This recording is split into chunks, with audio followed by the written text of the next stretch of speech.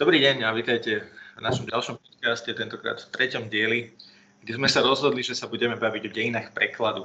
Dostávame sa teda do druhej kapitoly knižky Vybrané kapitoly z Translatológie 1, ktorá sa zaoberá vývojom myslenia o preklade a prvé 3 články sa zaoberajú v podstate dejinami prekladu. Pričom ten prvý od Susan Basnettovej je taký prierez historický toho, aký preklad mal funkcie v minulosti, ako sa menili postoje k prekladu, k prekladateľstvu a k prekladateľom, asi treba povedať hlavne.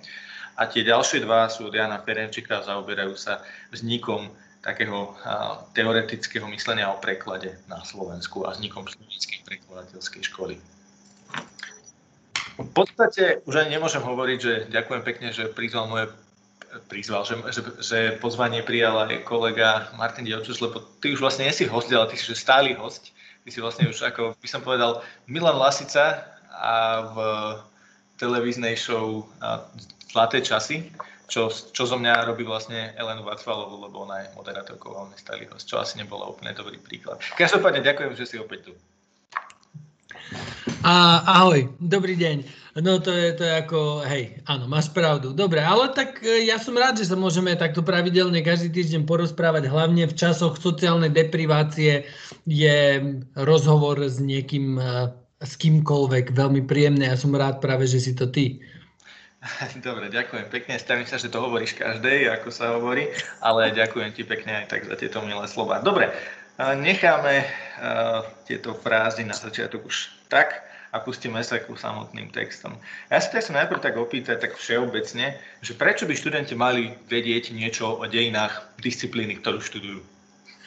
Ďakujem veľmi pekne za túto mimoriadne všeobecnú otázku, ale ja by som možno trošku chcel na začiatok upraviť. Ja si myslím, že treba jasne rozlišiť medzi dejinami prekladu, a teda inými slovami medzi dejinami prekladania a dejinami prekladateľstva, lebo to sú 2 odlišné veci. A myslím si, že študenti by o tom mali vedieť aj o jednom, aj o druhom, čisto kvôli tomu, že to je súčasť nejakého nášho povedomia, povedzme možno historického povedomia, to znamená, mali by sme vedieť ako prekladatelia, ktorí budeme, alebo sme v praxi, odkiaľ vychádzame, z akého kontextu vychádzame a kam smerujeme. Takže toto je podľa mňa akože veľmi dôležité, aby sme sa vedeli umiestniť v rámci nejakého kontextu. Že sme sa tu nezjavili ani to povolanie len tak, čistá jasná, ale že ako keby prešlo si dlhodobým historickým vývojom. Takže preto si myslím, že minimálne informáciu o tom, že odkiaľ vychádzame, by sme mali mať. Jasné. Jasná odpoveď, myslím, že k tomu ani netreba nejakým spôsobom niečo dodávať, tak poďme rovno k prvému článku, ktorému sa trochu povenujeme, teda je to článok od Susan Basnettovej History of Translation Theory, teda dejiny teórie prekladu. No priznám sa, že zo skúsenosti so študentmi viem, že toto nie je úplne najobľúbenejší článok, jednak aj preto, že je veľmi, veľmi dlhý a jednak aj preto, že je pomerne odborný miestami, keď sa tam hovorí o Ríme, o antike, tak ako sú tam veci, ktoré človek bežný nepochopí a nevie ani pochopiť. A je tam veľa vecí, ktorým možno, že ani sami ja nerozumiem, alebo nie som si 100% istý, čo chcú povedať, to treba takisto otvorene priznať. Ale keď sa tak na ten text pozriem, tak mne čo napadne, že prečo ste ho tam dali, keď sa nad tým zamyslím, je, že vlastne on ukazuje celú tú šírku toho, ako mal preklad vplyv na spoločnosť a ako sa v podstate tie myšlienky istým spôsobom opakujú a vracajú a trochu sa menia a do niečoho sa vyvíjajú. Isté, máš pravdu. Presne o tom to je, ako hovorím o tom historickom povedomí. Ten text ako patrí medzi neobľúbené, pretože je veľmi dlhý, to máš pravdu. A nie je to článok, je to kapitola z knihy od Susan Basnettovej. A ja si myslím, že je to dôležité práve preto, aby sme videli nielen, že ako sa preklad vyvíjal, ale ako sa postavenie prekladateľa vyvíjalo. Keď si zoberieme príklad Etiena de Leta, ktorého upálili za to, že v Platónových dialogoch preložil jednu vec inak, ako si predstavovala cirkev, tak to si myslím, že je veľmi dôležitá vec, ktorá podčiarkuje dôležitosť prekladu. A ako keby aj v súčasnosti sa hovorí, že preklad je v podstate mocenská zbraň. Tak toto je veľmi dôležité, aby sme si uvedomili, že prečo práve na tom preklade záleží a ako sa aj menilo to postavenie prekladateľov počas dejín. Hlavne napríklad, a to je možno už taká filozofickejšia úvaha, keď uvažujeme napríklad o Biblii, pretože veľmi veľa sa hovorí práve v tejto kapitole o prekladoch Biblie, je veľmi dôležité uvedomiť si, že vlastne aký vplyv má preklad Biblie na to, čomu veríme, že je Biblia. A toto je veľmi citlivá otázka, pretože už aj keď sa pozrieme napríklad na exegézu ľudí, ktorí sa snažia interpretovať tie úplne pôvodné biblické texty, a zisťujeme, že tie veci, ktorým my veríme dnes, vlastne znamenali úplne niečo iné v čase, keď boli uvedené. A preto si myslím, že je dôležité, aby sme hovorili alebo pozreli sa na to, ako vyzeral preklad Biblie, pretože práve preklad Biblie do výraznej miery formoval videnie prekladu, čo svedčí napríklad aj o tom, že Eugene Naida, z ktorého tiež sme mali možnosť čítať iné kapitoly, založil svoju teóriu hlavne na prekladoch Biblie. A dokonca vznikla celá Naidová spoločnosť biblického prekladu a podobne. Takže myslím si, že ten biblický preklad je veľmi dôležitý pre transatológiu ako takú a mnohé z tých teórií pôvodných aj vznikali z toho. Napríklad už vieme, že Hieronymus napríklad vo všeobecnosti uprednostňoval v úvodzovkách voľný preklad s výnimkou prekladu Biblie, kde vlastne vyžadoval ako keby doslovný preklad, pretože ako tvrdil sám, ak sa nemýlim, že slovosled, samotné usporiadanie slov je mystériom. Hej? A to je práve zaujímavé, že ako sa pristupovalo k týmto prekladom a ako sa ten prístup počas histórie menil. Ja viem, že je to možno trošku ťažké vnímať a pre mnohých ľudí, ktorých nezaujíma história ako taká, je to mimoriadne až nepochopiteľné a ja netvrdím, že by sa to tí ľudia mali učiť naspamäť. Skôr si myslím, že tento text nám slúži na to, aby sme si všimli, že preklad nie je niečo nemenné a že to, čomu veríme my dnes a nejaké máme metódy prekladateľské a nejaké názory na preklad, môžu byť o 15 rokov, 20, o 100 úplne iné. A na nás sa môžu pozerať ako na nejakú zaujímavú vzorku z histórie. Inými slovami, na preklad sa stále pozeráme ako na sinusoidu de facto. Hej, tie názory na ňu sa stále menia počas histórie. Ja by som to s tým Bibliami ešte možno trošku rozšíril. Neviem, nie som si teraz istý, kto to presne napísal, ale bol to určite niekto múdrejší ako ja, tak len aby som si neprisvojoval túto myšlienku, ale celkovo pri dejinách prekladu je niečo, čo sa aj u nás možno často zanedbáva pri tvorbe učebníc literatúry. Je ako keby zabúda sa zdôrazňovať, že ako tá prekladová literatúra vplývala jednak na domácu literatúru, ale to je ešte taká užšia vec, ale širšia vec je vôbec na formovanie jazyka spisovného. A pri tých Bibliách je to ešte výraznejšia funkcia, keď hovoríme napríklad o Lutherovi a tak ďalej. Čiže tam je to samozrejme. A potom, ako si spomenul ten mocenský boj, tak samozrejme tá Biblia mala potom výrazný, to, že bola preložená tak, ako bola preložená aj v Anglicku, tak to potom malo dopad na reformáciu a v podstate na úplne obrovskú celú zmenu krajiny.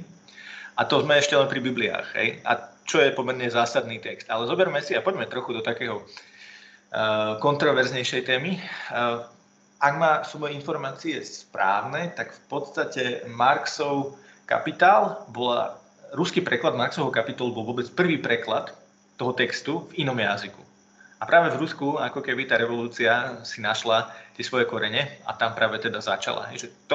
To je naozaj sila toho prekladu, ktorá je. Čo dokáže v podstate obyčajný preklad spraviť so spoločnosťou. No ale na toto zabúdame práve, lebo my sledujeme tie spoločenské zmeny a vidíme tie turbulencie a podobne, ale zabúdame, že za to môže často práve preklad. Že preklad je za týmito zmenami a že preklad je často hýbateľom práve spoločenských zmien. Závisí, čo prekladáme. Aj teraz, keď si pozrieme napríklad v mediálnom kontexte, keď to sledujeme, že odkiaľ vlastne sa prekladajú tie texty, málo kto si uvedomuje, že veci, ktoré čítame v novinách, sú preklady. Že zahraničné spravodajstvo, to sú všetko preklady. A teraz ide o to, že čo si vyberieme na ten preklad, ako to preložíme, ako sa k nám postupne dostávajú tie termíny, napríklad Whistleblower, alebo neviem, ako sa to po slovensky vyslovuje, sa stal vlastne slovenským termínom cez v úvodzovkách preklady, ktorými nás vlastne ako keby zahlcovali médiá v čase, keď sa trebárs hovorilo o Snowdenovi a podobne.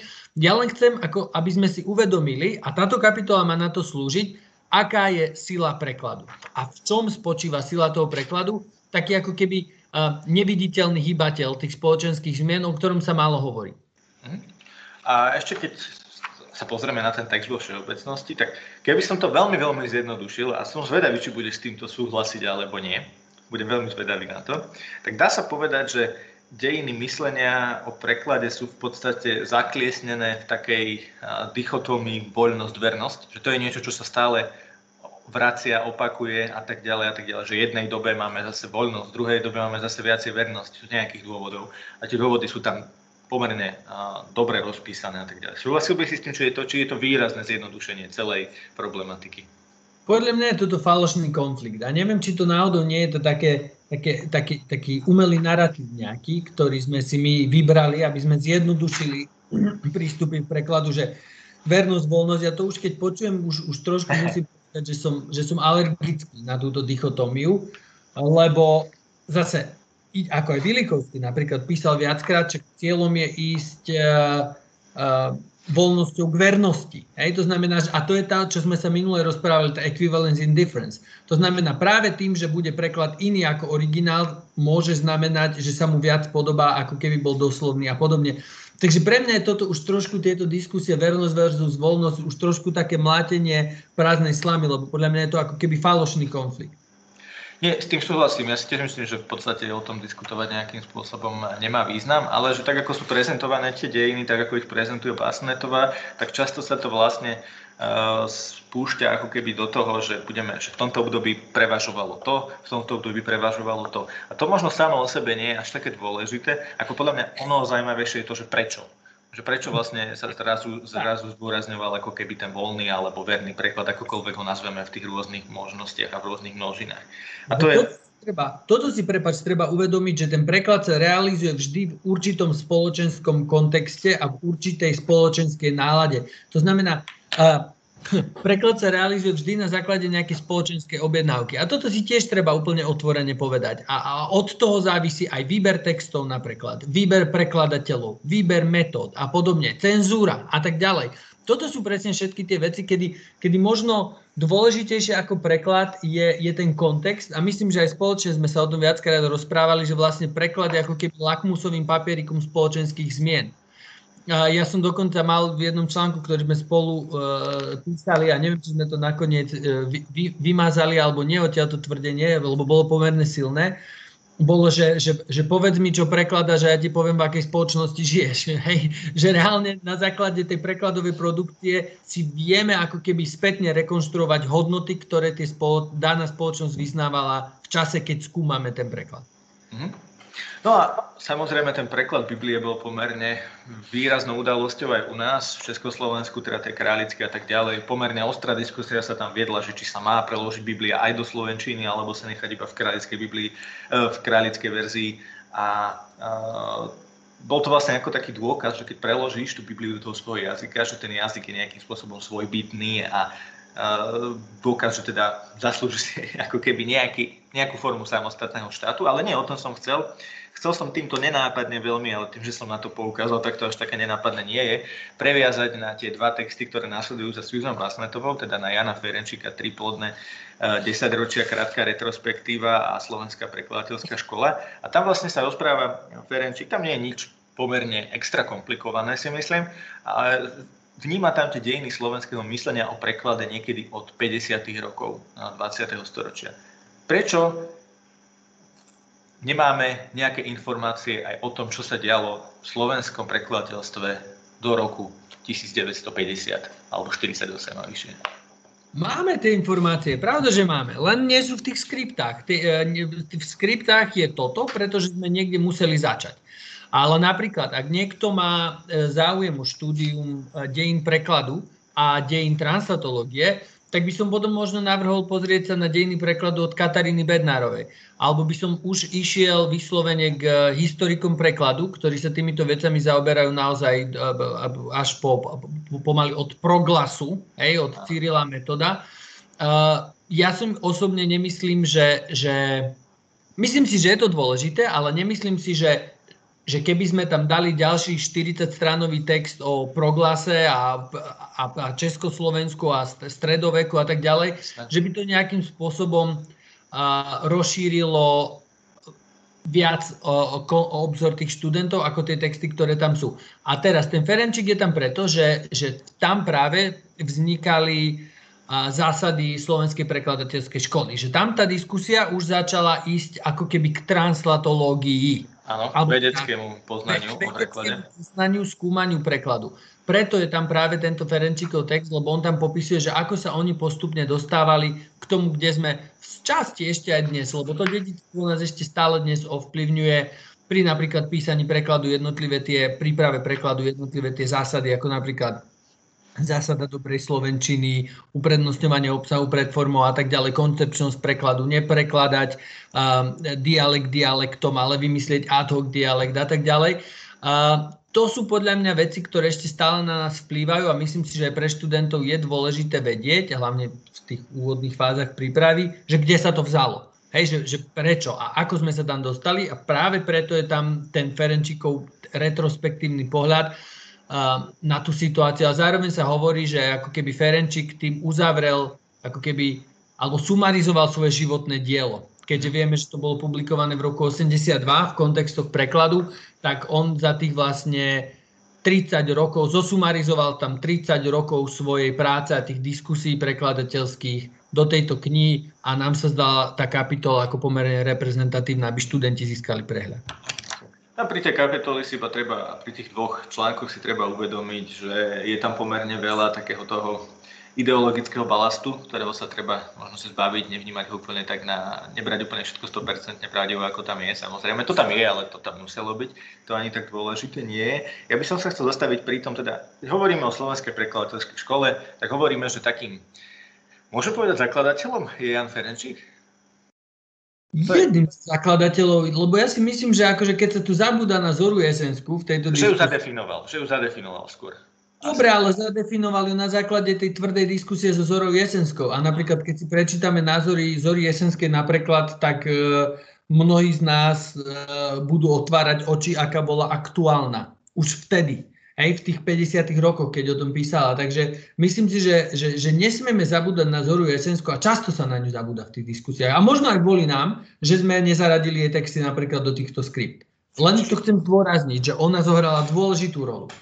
Čiže keď hovoríš o tej diskusii s Zorou Jesenskou medzi Ferenčíkom a Jesenskou, tak máš na mysli konkrétne preklad Tichého Donu. Áno, ale aj iné. Akože Zora Jesenská v tom čase písala aj iné články o preklade. Knihu napísala napríklad o preklade, na ktorú sa zabudla. A podobne. Jasné. Ale ja sa chcem pristaviť pri tom preklade Tichého Donu, pretože často sa tam uvádza taký ten už v podstate klasický argument, že preložila nárečie donských kozákov martinským, turčianským nárečím však. No. Prečo je toto problém? No tak je to problém, pretože to sa volá lokalizácia. Hej? Tak neviem, či je, ale môže to byť problém. Tak čítam si knihu ruského autora a ako čitateľ mám pocit, že čítam niečo, čo sa odohráva túto za kopcom. Hej? Tak asi to je, že sa tam stráca tá exotickosť toho textu. Ale zase je to jeden z tých transparentných naturalizačných prístupov, že naozaj, že dajme tomuto dielo má znieť v preklade tak, ako keby bolo napísané na Slovensku. No. Tak ale to už je tá adaptácia až taká extrémna lokalizácia. No a teda tým riešením podľa Ferenčíka je v takomto prípade vymyslieť nejaký ad hoc regionálny dialekt. Čiže vymyslieť nejaký nový dialekt, hej? No, neviem, či kombináciu viacerých. Áno, kombináciu viacerých, inými slovami, ako keby naznačiť, že to nie je spisovný jazyk. Hej? Že vložiť tam nespisovné prvky, aby bolo jasné, že tá postava nehovorí spisovnou slovenčinou. Alebo ruštinou, alebo angličtinou. Dobre, keby sme sa teraz dostali už k tým zásadám a pravidlám, ktoré teda... Niektoré pravidlo sme teraz trochu spomenuli, ale skúsme pri tých zásadách sa zastaviť. Ty si povedal, že to vyplynulo vlastne z akéhosi jeho celoživotného diela, samozrejme do toho vplývalo asi rôznych vecí, ako ostatní písali o preklade a tak ďalej. Proste on sa nejakým spôsobom sám na základe poznatkov, na základe všetkého, čo vedel o preklade, rozhodol spísať tieto zásady. Máme tieto zásady vnímať ako preskriptívne? Nerad by som ich tak vnímal. Lebo tie zásady neboli písané vyslovene, že niekto si ich napísal a chcel od ostatných, aby ich dodržiavali. Oni vznikli na základe deskripcie, na základe pozorovania dobrých mravov v preklade, lebo Ferenčík bol redaktor. Hej? A on potom v 82. spísal tie zásady na základe toho, čo videl, ako sa tá slovenská prekladateľská škola postupne vyvíjala. Čiže mohol by si povedať, že to že to vzniklo na základe empírie. Určite áno. 100%. 100%. Tak to je v tom prípade prvý translatológ, ktorý sa môže nazvať translatológom empirického obratu. Deskriptívny translatológ. Dobre. Každopádne, teda, keď nie sú preskriptívne, vychádzajú z nejakej dobrej praxe. Ale to teda môže znamenať, že sa z tých okolností môžu aj porušiť, nebodaj, či? Ja nie som proti tomu, ale napríklad akože, čo rozumieme pod zásadou dobrej slovenčiny? Hej, že ja si myslím, že ako vyžaduje sa, aby ten preklad bol po slovensky dobrý. Ja nemyslím si, že je nič zlé na tej zásade a samozrejme každému je jasné, že keď tá postava treba v knihe, a stále sa bavíme o knižnom preklade, rozprávať nejakom nárečí alebo rozpráva subštandardne, že tú zásadu dobrej slovenčiny musím porušiť, pretože ten zámer textu je iný. Takže myslím, že toto sa nevylučuje.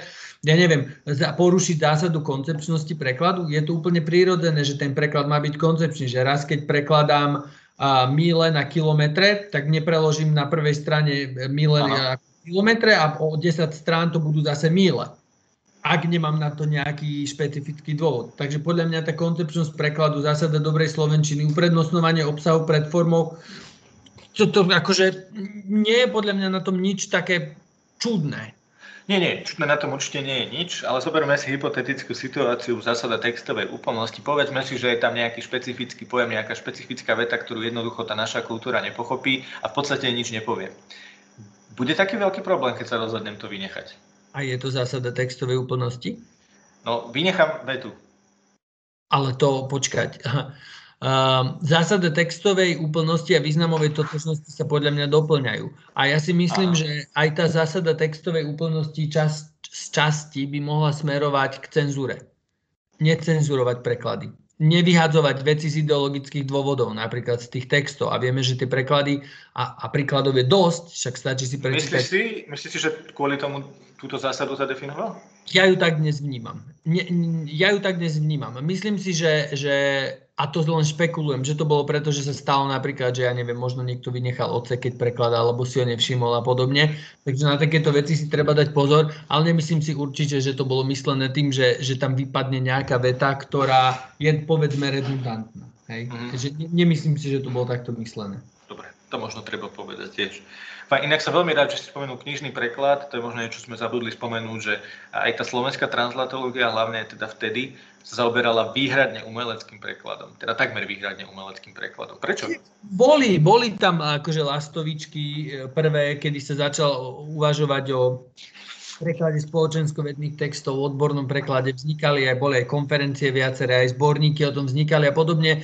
A Míko sa tomu tiež venoval, ako keď definoval štýly na základe výrazovej sústavy. Takže bolo by asi nefér povedať, že tie odborné texty tam vôbec neboli ako reflektované. Ale áno, knižný preklad sa považoval, mal taký ten status vyšší. Že až taký status umelca prekladateľ mohol mať v tom čase, aspoň na základe informácií od pamätníkov, pretože sa to vtedy považovalo za takú akademickú, veľkolepú disciplínu, venovať sa umeleckému prekladu a že mali ste čas trebárs, čo sa hovorí, že napríklad Felix a Turčáni, keď prekladali Danteho napríklad, že mali na to veľa času, že veľa diskutovali, rozprávali sa, písali poznámkový aparát a podobne.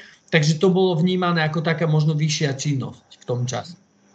Jasné. A možno, že aj na tie teórie bola taká vďačnejšia tým, že možno sa tvrdilo, že pri tom umeleckom preklade je tam možnosť interpretácie trošku vyššia. Nehovorím, že vždy zásadne to platí. Pozri sa, Charles Blanc napríklad hovorí, a to je už súčasný autor, ale hovorí, čím viac interpretácie, tým viac preklad. Jasné. Dá sa s tým súhlasiť. Dobre, takže máme tu zásady, je ich 5, máme tu pravidlá, sú 3. A potom je koncepčnosť prekladu, ktorú si už načrtol. A tá koncepčnosť prekladu podľa Ferenčíka samotného je nadradená všetkým zásadám a všetkým pravidlám. Čo sa dá interpretovať aj tak, že v podstate pokiaľ je môj preklad koncepčný, tak nie je dôležité, aby som udržiaval alebo dodržiaval nejaké zásady. Dalo by sa to tak interpretovať. Ale chcem sa spýtať jednoduchú vec. Ono v tom článku k tej koncepčnosti prekladu prístupuje ako k niečomu, čo všetci poznajú. Ako by si najväčšiemu lajkovi, čo existuje, vysvetlil, čo je to koncepčnosť prekladu jednou jednoduchou vetou.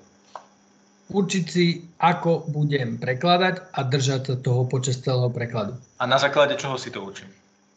Na základe napríklad čitateľstva, na základe zadávateľa, na základe okolností, ktorými bol preklad zadaný a podľa najlepšieho vedomia a svedomia. To znamená, že keď sa raz rozhodnem prekladať mená, keď bude Mary, Mária, napríklad v rozprávke, tak bude Mária celý čas a nebude raz Mária, raz Mary. A nebude Mária a John.